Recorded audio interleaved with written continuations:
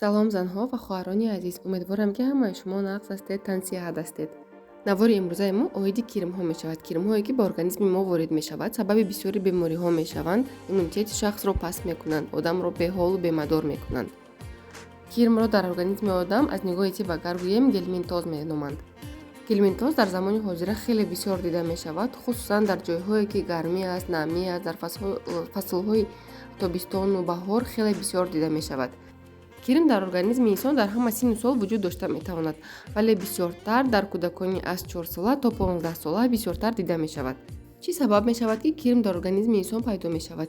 якум, ин риоя накардани қоидаҳои гигиенӣ, яъне дастҳоямонро нағз нашуштан, меваю сабзавотро нашушта истеъмол кардан. дуюм, ин истифодаи обҳое ки нағз коркард карда нашудаанд, яъне нағз ҷӯшонда нашудаанд, стерилизатсия карда нашудаанд ва ашёҳои рӯзгоре ки нағз нашуштаанд. сеюм, ин истифодаи баъзе намуд хӯрокҳое ки нағз коркард карда нашудаанд, нағз пухтагӣ нестанд ва нағз ҷӯшондагӣ нестанд. Ба онҳо дохил мешавад баъзе намуд хӯрокҳои хитоӣ, ҷопонӣ, кореёгӣ аз қабили суши, ролле ки дар таркибашон моҳиҳои хом доранд, яъне солёные рыбы ки онҳоро намепазанд, танҳо бо намак обработка мекунанд.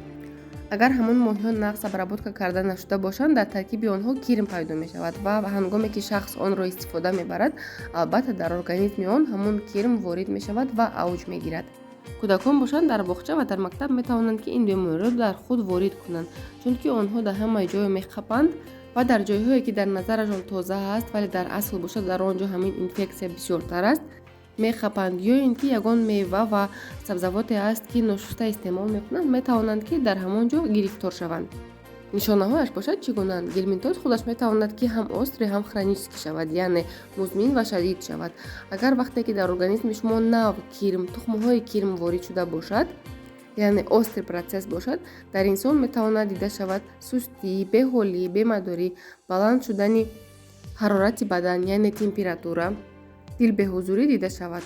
вақте ки хронически шуд, барои хронически шудан 2-3 моҳ вақт дар кор, яъне онҳо аллакай ба организми шумо ворид шуданд, тухмҳои худро гузоштанд, калон шуданд, дар он вақт бошад, нишонаҳояш чунин аст: иштиҳо надоштан, кам хӯрок хӯрдан, харобӣ, паст шудани иммунитет, сустӣ, беҳолӣ, бемадорӣ, дарди шикам, дард дар поёни шикам. инчунин дар баъзе ҳолатҳо мешавад ки шахс аллергия дорад ва чӣ қадар онро табобат мекунад, сиҳат намешавад, метавонад ки ин нишонаи кирм бошад, зеро аз ҳисоби кирм аллергия низ дида мешавад. инчунин агар шахс сӯйфае дошта бошаду ҳамаи онро табобат карда бошад, ҳамаи доруҳоро истифода бурда бошад, сӯйфааш соз нашуда бошад, метавонад ки аз ҳисоби кирм бошад. вале боз ҳолатҳое мешавад ки шахс дар организмаш кирм дорад, вале онро ягон чиз безобита намекунад, яъне ягон хелнишона надорад. ин ҳамаш аз намуди кирм, аз организми шумо, чӣ қадар организми шумо бақувват аст ё нест, вобастагии калон дорад. дар кӯдакон бошад, нишонаҳояш ин хоридани мақъад, яъне задни проход, камиштиҳо будан, хароб шудан, тез бемор шудан ва баъзе намуд доғҳо дар рӯй пайдо кардан. киримҳо бисёртар дар рӯдаҳо ҷойгир мешаванд, вале ҳаст ҳолатҳое ки кирм метавонад дар ҷигар дохил шавад. дар вақте ки дар ҷигар дохил шуд, метавонад ки кистаҳои ҷигарро ба вуҷуд биёрад. кирм метавонад ки дар шушҳо ҷойгир шавад. вақте ки дар шушҳо низ ҷойгир шуд, метавонад ки кистаҳоро дар шушҳо пайдо кунад. ҳатто дар баъзе ҳолатҳо мешавад ки кирм дар майнаи сар ҷой мегирад. чӣ тавр муайян кардан дар кор ки дар организми одам кирм вуҷуд дорад ё не? барои ин ташхиси ахлотро гузаштан дар кор ё супоридан дар кор ахлотро. вале ҳолатҳое мешавад ки кирмҳо дар 2 моҳ, дар 1 моҳ як бор тухмҳои худро мегузоранд ва ҳолате мешавад ки шумо ҳамон вақте ки анализи ахлотро супоридед, дар он вақт кирмҳо тухмҳои худро нагузоштаанд ва муайян мекунанд ки шумо кирм надоред. барои ҳамин тавсия дода мешавад ки 2-3 маротиба анализи ахлот супоред, ё ин ки як бор супоридед, баъд аз 1 моҳ боз як бори дига, баъд аз 2 моҳ боз як бори дига супоридан дар кор.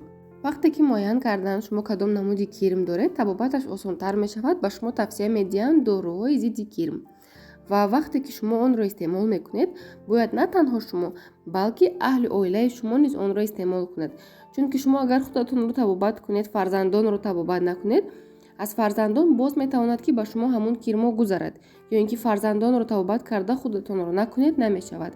барои ҳамин тавсия дода мешавад ки ҳангоми табобати кирм аҳли оила табобат мекунад. баъде ки шумо тавсия додан табобат карданро, баъде ки табобат карда шудед, баъд аз 6 моҳ ё ин ки баъд аз 1 сол боз тавсия медиҳанд ки анализи ахлоти худро супоред ва соли 1 маротиба доруҳои зидди кирмӣ истифода баред. аз дорувориҳо бошад тавсия медиҳанд барои нест кардани кирмҳо вермокс, пирантел, дикарис ва намудҳои гуногуни албендазол.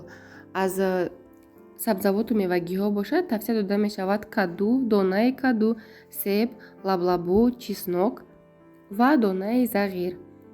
сабзавоту мевагиҳо 100% кирмҳоро аз организми шумо нест намекунанд, вале профилактикаи хубе мешаванд ки кирмҳо дар организми шумо зиёд нашаванд, тухмҳои худро бисёр нагузоранд ва миқдори кирмҳоро кам мекунанд.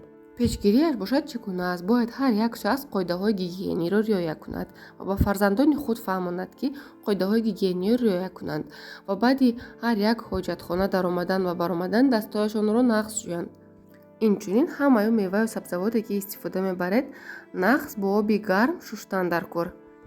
аз ҳар гуна ҷойҳое ки он қадар маҳсулотҳои басифатро истифода намебаранд хӯрок нахӯред. инчунин ҳама маҳсулотҳои гӯштие ки истифода мебаред бояд ки нағз онҳоро пазонед, чунки баъзан намуд кирмҳое ҳастанд ки маҳз дар гӯшт ҷой мегиранд. дӯстони азиз, умедворам ки навори имрӯзаи мо ба шумо писанд омад, чун ҳар вақта фикрҳои худро дар комментарияҳо баён созед. саломат бошед.